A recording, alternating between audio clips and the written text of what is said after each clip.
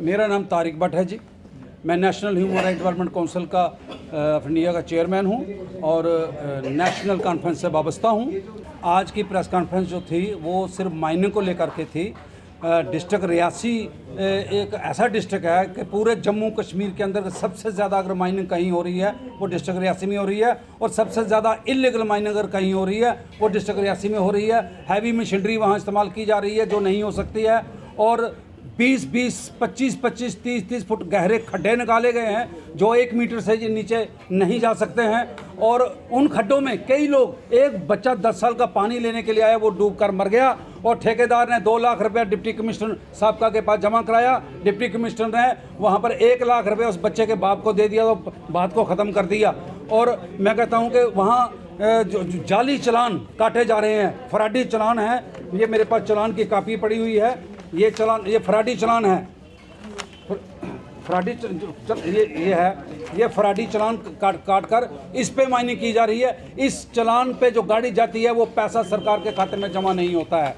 1000 गाड़ी जो है वो अगर वहाँ रियासी से निकलती है तो जिसमें से 200 गाड़ी लगभग सरकार के खाते में जाती है। 800 गाड़ियाँ जो हैं वो फेक चलान पे चली जाती हैं, और वो सारे का सारा पैसा वो लाखों रुपया बनता है। अगर एक गाड़ी का 5000 रुपये सरकार के खाते में जमा होना होता है तो आप बताइए कि 600, 700, 800 गाड़ी अगर बाहर निकल गई तो वो पैसा कहाँ गया।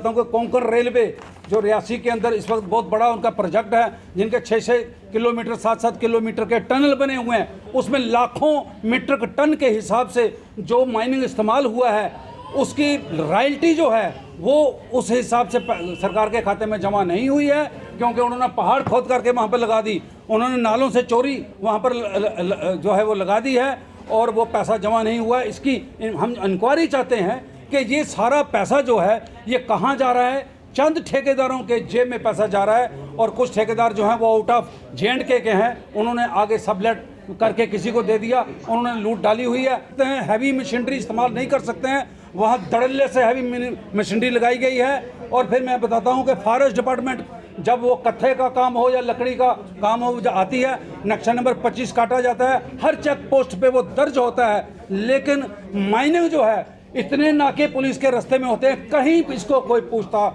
नहीं है, कहीं नहीं पूछता कोई। बात क्या है कि क्यों नहीं पूछा जाता।